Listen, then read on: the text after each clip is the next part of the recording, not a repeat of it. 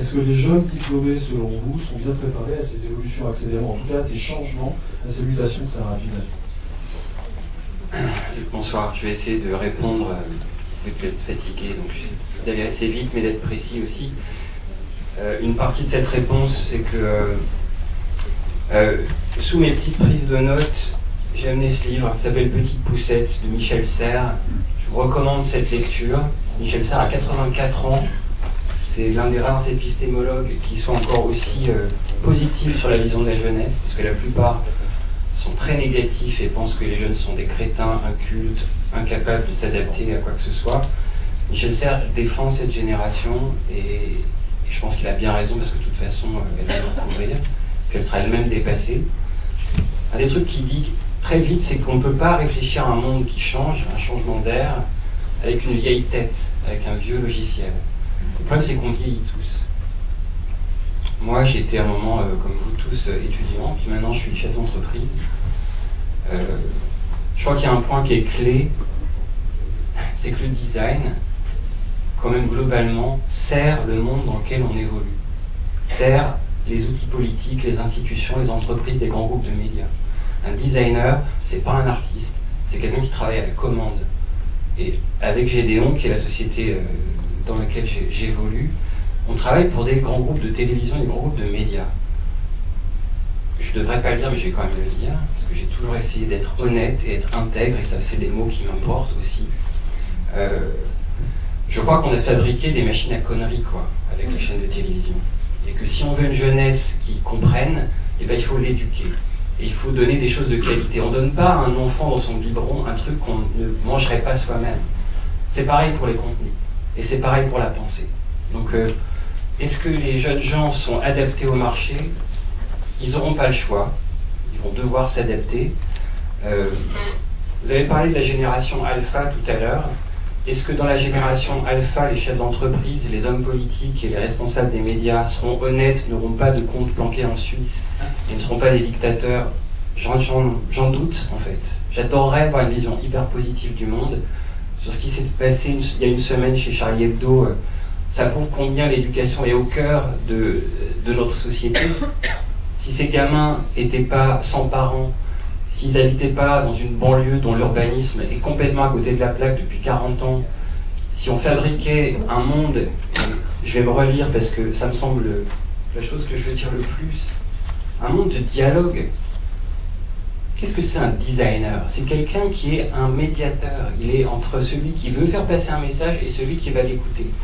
Ce qui a beaucoup changé en télévision, c'est que les télévisions étaient en situation de monologue.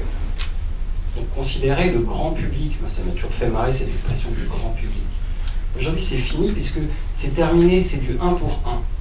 Quelqu'un qui vous écoute sur une chaîne de télé peut renvoyer un tweet, et si les chaînes sont assez curieuses, et certaines le font, dans mes clients j'ai des chaînes entre autres en Belgique qui le font, ils sont capables de mettre un tweet à l'antenne, parce que c'est une réaction qui amène quelque chose, qui est une plus-value. Donc ce truc du 1 pour 1, ça suppose quoi? Ça suppose l'écoute. Et un truc, je crois, qui est clé dans cette plus jeune génération, c'est qu'en effet, elle est souvent face à un écran. Certes, en connexion avec Facebook, avec sa communauté d'amis, ou avec les gamers qui jouent en même temps que lui, mais quand même face à un écran. Et d'ailleurs, il y a des très nombreuses études, entre autres au Japon, qui montrent qu'il est difficile pour eux d'être en relation émotionnelle avec un être humain tout près d'eux. Ils sont en réaction avec la réactivité, la très grande vitesse des émotions, mais il s'avère que j'enseigne en parallèle de mon métier, et je peux vous dire, en dernière année à Olivier de Serres, où on suivait le diplôme supérieur, le DSA, c'est la fin du cycle, ils sont à leur 5e année d'études, 3 mois après ils vont travailler, c'est un festival de plaques rouges, quoi. Vous dites, allez, vous allez présenter au groupe votre projet. Et c'est la panique. La panique à prendre la parole, la panique à se lever, à prendre l'espace. Ça, c'est la différence entre le virtuel et le présentiel. Le présentiel, c'est le corps, quoi. Moi, je sais pas où est le corps, souvent, et j'ai mal au dos maintenant, j'ai 47 ans. J'ai mal au dos parce que je passe 8 heures par jour face à un écran. Avec des tensions cervicales, les mains qui sont en position digitale sur un clavier, je dessine très peu et je le regrette. Je le faisais quand j'étais plus jeune. Donc voilà, Michel Serres dit le présentiel, ça peut faire des catastrophes. Regardez le XXe siècle, 2 guerres mondiales, la Shoah. Il disait un autre truc que je trouvais super. Vous vous rappelez de la Coupe du Monde de foot de 2010? L'équipe qui aurait dû gagner, c'est l'équipe de France. Pourquoi? Parce qu'elle n'a pas su faire groupe. C'est une équipe qui ne savait pas faire groupe. Elle est à l'image de notre société. On parle de mariage, mais les gens divorcent. On fait des partis politiques, les gens se mettent sur la gueule dans les partis. Personne ne sait faire équipe aujourd'hui. Et un des trucs que découvre la jeune génération quand elle va bosser, c'est que les gens ne bossent pas.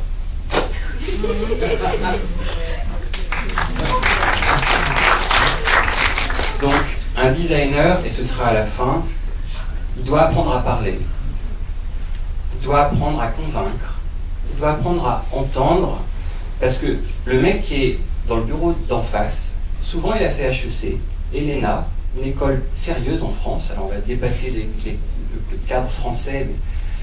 Et en gros, il regarde le designer en disant, mais ce connard qui tirait sur des joints et qui avait les cheveux longs, c'est lui qui va aujourd'hui me donner des leçons sur ce que c'est qu'une identité. Et donc il faut se faire respecter en tant qu'expert sur, oui, le fait qu'on ait passé autant de temps à regarder des expositions, des livres d'art, des typographies, de la photographie, du cinéma, ça pouvait amener un œil plus aiguisé que le sien. Chacun fasse son travail. Mais moi je ne crois à un monde que si on accepte l'altérité, c'est-à-dire l'autre en soi-même et le soi dans l'autre. C'est ça un designer. Et moi j'espère que notre monde sera un monde démocratique, on se mettra tous sur la gueule parce qu'on ne sera pas d'accord, on pourra s'écouter et comprendre. Et c'était très drôle de voir, on a un panel assez incroyable là ce soir, en fonction de qui on est et du métier qu'on fait, c'est ça qui transparaît à chaque fois. Il y a des gens qui ont parlé de façon très technique, d'autres de façon plus presque poétique, alors vous êtes le scientifique de la bande. Voilà, l'autre en soi, c'est ça, c'est écouter et se respecter, quoi. Voilà. Moi, je crois que donc les jeunes, ils doivent, comme nous tous, quand ils passent une porte, voir dans quel environnement ils se trouvent. Est-ce que c'est Valtech? Est-ce que c'est une petite boîte? Est-ce que c'est un grand groupe média? Et puis, vraiment, moi je crois à ça dans le présentiel, l'adresse. Quand on adresse sa parole à quelqu'un. Et ça, ce sera toujours vrai. Moi, je crois que dans le futur, on en reviendra à Voltaire, il faut un mélange des deux. Il faut un mélange de vieux et d'anciens, de gauche et de droit. Les hémisphères ne sont pas deux par hasard, quoi. Voilà ce que j'avais à vous dire. Merci.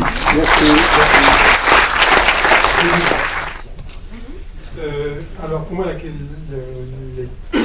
l'école idéale, les Lumières ont tué la pensée magique. Les Lumières nous ont permis d'arrêter d'essayer de répondre à la question pourquoi. Regardons le ciel. Pourquoi on est là?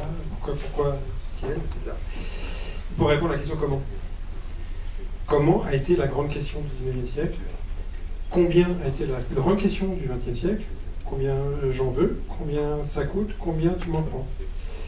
Et paradoxalement, parce qu'elle a raison, a définitivement gagné, et je pense qu'avec le numérique, elle s'impose, c'est-à-dire que tout d'un coup, nous sommes capables de tout numériser, tout, absolument tout, y compris nos émotions sont numérisées, et mettre en réseau tout ça, on peut à nouveau se reposer la question, pourquoi? Et en arrêtant de regarder le ciel, en regardant les gens. Pourquoi on fait ça? Pourquoi on fait ça? Quel sens on donne à ça? Donc moi je pense que l'école, dont moi je rêve, c'est une école qui se révèle à répondre à la question pourquoi. En arrêtant de regarder le ciel parce qu'il n'y a rien dans le ciel, mais en se mettant à regarder les gens et en disant pourquoi je fais ça à chaque instant. Quel que soit le geste que je fais, pourquoi je fais ça et comment j'arme les jeunes, et les moins jeunes, à répondre à cette question. Pourquoi je fais ça?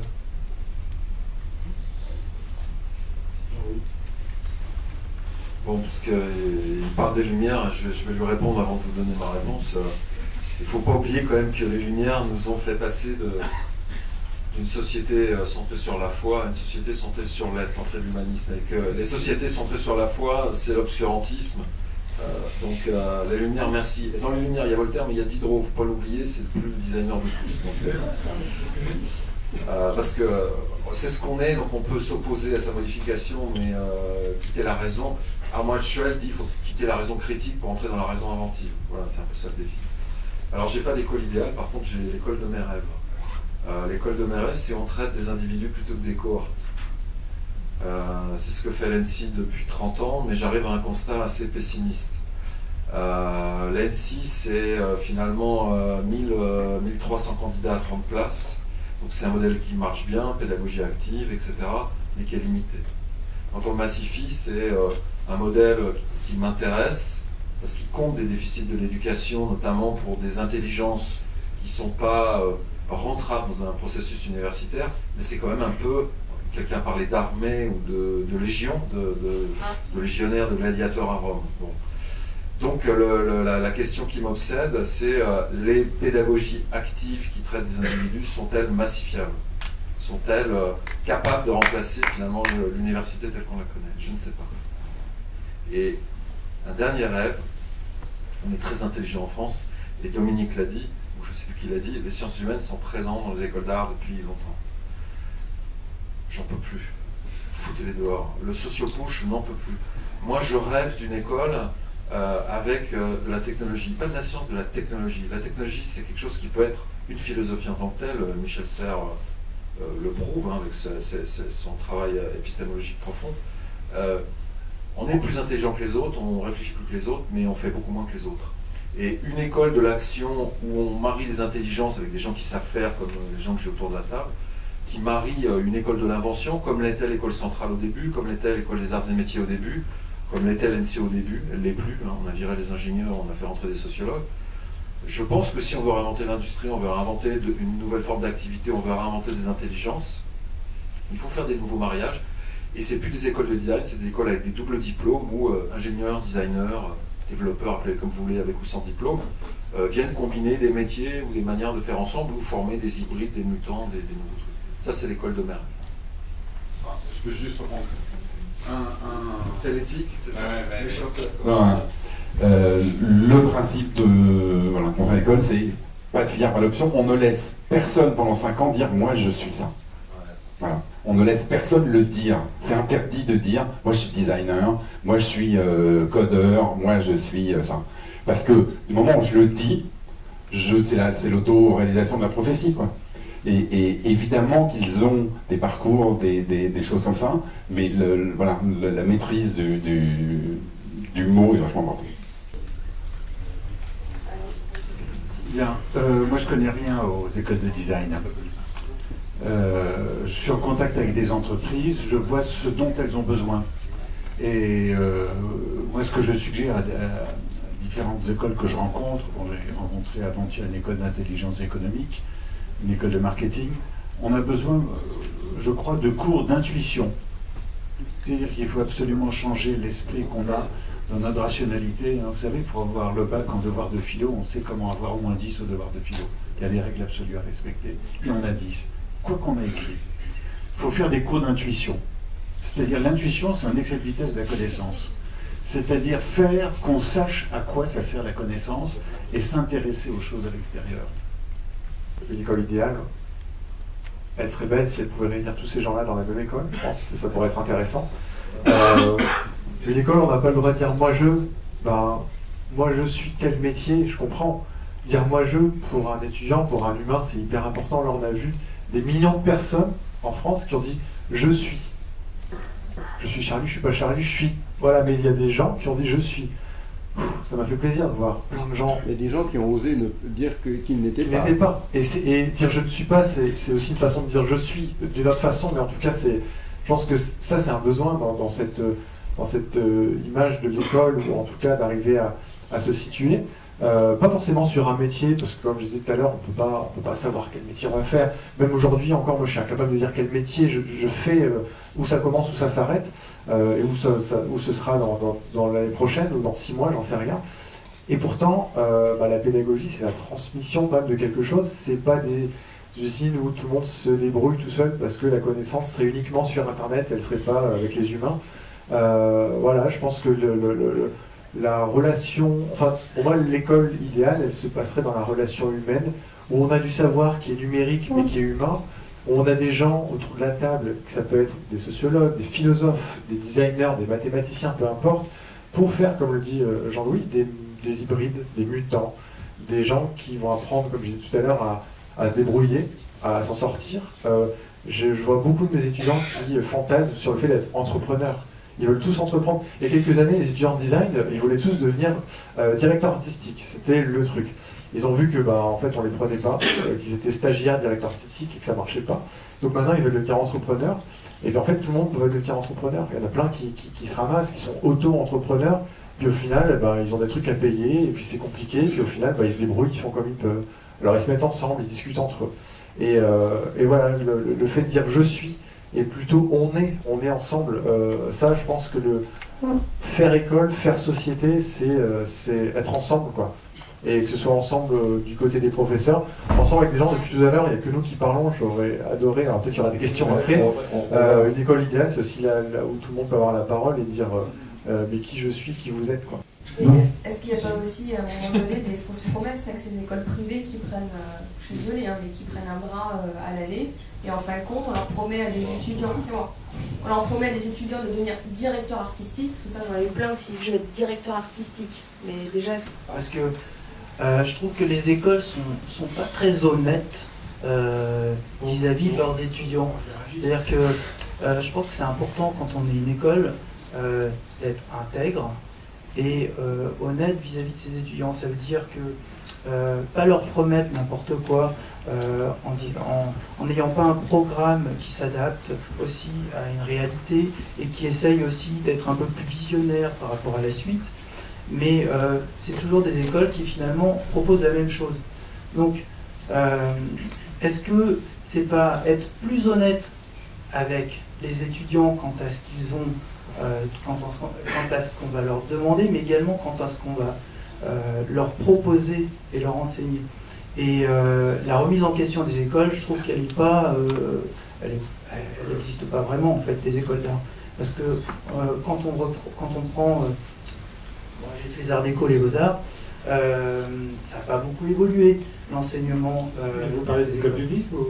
Que ce soit public ou privé. Ils ne sont pas tellement concernés en fait. Il y en a pas beaucoup voilà. Non, mais alors j'ai fait venir exprès sur cette scène 2 dirigeants d'école qui sont à contrario de ce mouvement privé aujourd'hui du design, puisqu'ils sont en progression, voire à 2 chiffres aujourd'hui par rapport aux autres écoles privées. Tu sais très bien, Peter, l'enseignement qu'on met en place à l'école, qui est complètement à contrario justement de ce qui existe, parce que nous on s'est dit que ce qui était le plus important, c'est peut-être d'enseigner justement le sens et les usages, c'est-à-dire apprendre à réfléchir et peut-être pousser les étudiants à développer une réflexion autour des usages du digital, plutôt que de leur enseigner, par exemple, le design graphique pur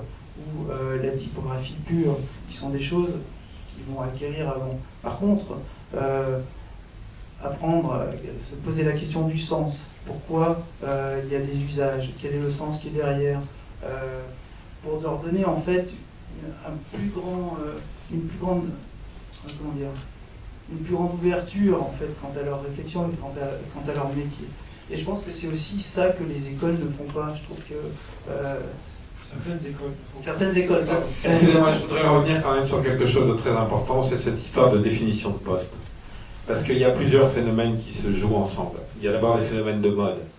Il y a eu des modes sur le poste de directeur artistique, il y a eu des modes sur le poste de codeur, il y a des modes quand les élèves y rentrent dans les écoles, ils arrivent aussi en ayant subi une mode sur les postes. Ça, c'est la première chose. La deuxième chose, c'est qu'on est dans une société, et vous le dites tous, et on est tous d'accord avec le numérique où les postes vont devenir de plus en plus mouvants, et qu'il faut aussi peut-être aider les gens à comprendre, et quelle que soit la génération, que justement, comme on est dans des postes mouvants, on ne va pas se former pour être ou directeur artistique, ou être codeur, ou être maquettiste, ou être graphiste, ou être photographe. On va se former pour faire de la communication, et donc il faut une formation ouverte. C'est pas forcément de la communication, justement. Non, mais je dis l'exemple de la communication parce que c'est mon métier. Mais ce que je veux dire, c'est qu'il faut des formations ouvertes. Et il faut cesser de dire aux gens qu'ils doivent avoir des formations. Donc, si vous avez des formations ouvertes, vous avez des formations générales. C'est-à-dire que vous arrivez quand vous arrivez sur le marché, vous n'êtes pas efficace immédiatement, puisque justement vous avez une formation générale. Mais vous allez pouvoir vous adapter et réfléchir avec ce qu'on vous demande. Et ça, je crois que c'est l'un des gros problèmes de l'enseignement français, c'est qu'il veut toujours spécialiser. Ça, c'est bon. C'est-à-dire qu'il y a des secteurs où il faut former des spécialistes. Et il y a des secteurs où il ne faut pas en former.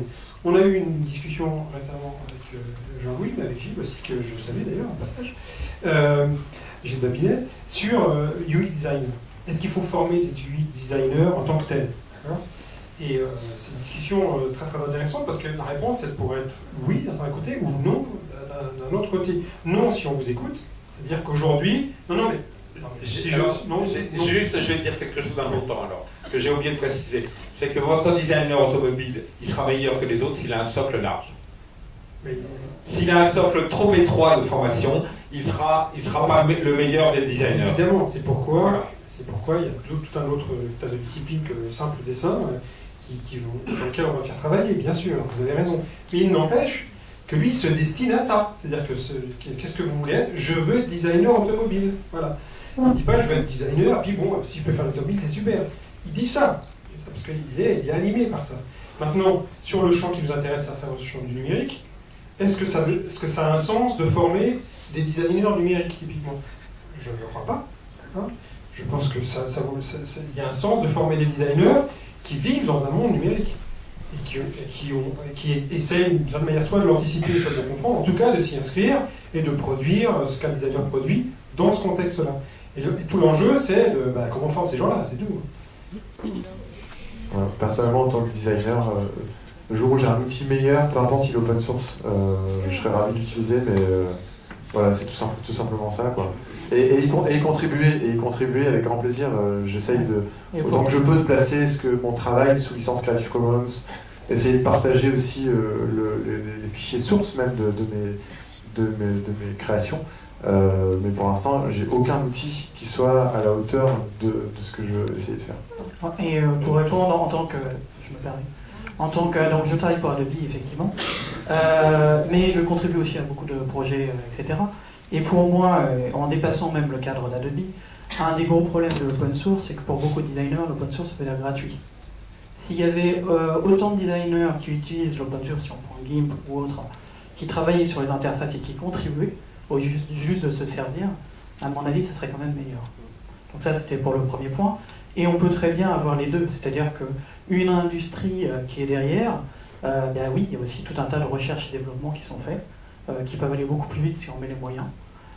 Et puis ça n'empêche pas non plus de contribuer à l'open source. Adobe est un des plus gros contributeurs à l'open source à l'heure actuelle, aussi bien avec des choses comme Brackets, aussi bien avec toutes les technologies que vous connaissez, peut-être pas ou vous, peut-être, qui sont digital marketing, qui sont des choses où on contribue énormément à tout un tas de technologies, serveurs, etc. Donc on peut aussi faire les deux en fait. Il n'y a pas... Moi j'avais envie d'évoquer un point que peut-être on a un peu mis de côté, c'est dans l'école du futur, dans une école qu'on pourrait repenser aujourd'hui, c'est la question de l'enseignement hors les murs. Et quand bien même je ne poserai pas tant la question des sciences humaines avec la technique que la question de qu'est-ce qu'on peut laisser ou qu'est-ce qu'on devrait encourager à apprendre en dehors de l'école. En l'occurrence, à l'ENSA, des étudiants apprennent à coder par des MOOC ou entre eux. On s'est toujours posé la question de donner des cours de codage. Ça a été fait, ça a été abandonné, ça a été fait, ça a été abandonné sans cesse. Et finalement, ils apprennent très bien à l'extérieur. Et l'école, la particularité de 42, c'est apprendre à coder, mais c'est pas apprendre à construire un projet. Et la question du sens, par contre, elle peut être là et remplacer l'école comme un lieu de débat. Au fin de compte, aujourd'hui, avec les technologies qui arrivent et la mise en disposition d'offres qui sont complémentaires à l'enseignement d'une école, c'est qu'est-ce que redevient l'école quand des enseignements complémentaires existent et à disposition de l'étudiant. C'est-à-dire qu'à l'ENSI ou ailleurs, cette capacité à aller chercher, aujourd'hui elle est décuplée, si bien que l'école est beaucoup plus poreuse qu'elle l'était auparavant. Et il y a beaucoup d'enseignements qu'on ne devrait peut-être pas envisager de faire, parce que de toute façon, ils existeront, ils s'en débrouilleront. Et ça pose la question, mais qu'est-ce qu'on garde dedans ces murs-là, et qu'est-ce qu'on fédère ici? Oui.